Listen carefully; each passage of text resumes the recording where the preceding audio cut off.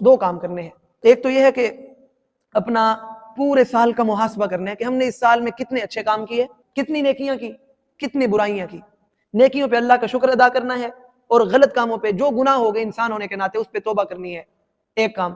دوسرا یہ کہ اگلے سال کے لیے کچھ مقاصد طے کر لیں, کچھ گول اور اہداف. یاد رکھیں بغیر ہدف کے اگر منزل کا پتہ نہ ہو تو جتنا لمبا سفر کر لو کوئی فائدہ نہیں.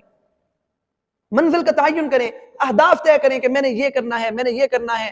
ان کو نوٹ کر لیں ذہن میں یا لکھ کر نوٹ کر لیں کہ میں نے آئندہ سال یہ کام کرنے ہیں, یہ اچھے کام کرنے ہیں. اگر کوئی برا ہے تو یہ نہیں کرنا, یہ ہدف طے کر لیے. 2 رکعت اللہ سے صلاۃ الحاجت پڑھ کے مانگے, یا اللہ جتنی بھی پرانے غلطیاں ہو گئیں, جتنی کوتاہیاں ہو گئیں, یا اللہ یہ تو معاف کر دے, آئندہ کے لیے یہ میرے اچھے اچھے کام ہیں, یا اللہ ان میں میری مدد فرما دے. یہ ہمارے نئے سال کا پیغام ہے. اگر یہ 2 رکعت نفل پڑھیں گے, اللہ تعالیٰ کی مدد پورا سال آپ کے ساتھ شامل حال رہے گی, اور اپنے مقاصد میں انشاءاللہ آپ کامیاب ہوں گے. اور پھر جب سال گزرے, پھر وہی پرانی لسٹ جو آپ نے بنائی ہوگی, میں نے اچھے کام جو سوچے تھے کیے یا نہیں کیے, نہیں کیے تو کیوں نہیں کیے, کہاں کہاں رکاوٹ آئی, اگلے سال نئے عزم کے ساتھ اٹھیں. زندگی رہے تو یہ سال گزرتے جائیں گے, زندگی بنتی جائے گی, اور انشاءاللہ ہماری دنیا بھی صحیح ہوگی اور آخرت بھی. اور اگر بے مقصد زندگی گزاری تو گزر رہی ہے, ہماری بھی گزر رہی ہے, جانوروں کی بھی گزر رہی ہے, ہماری بھی گزر رہی ہے, غیر مسلم بھی ہیں ان کی بھی گزر رہی ہے.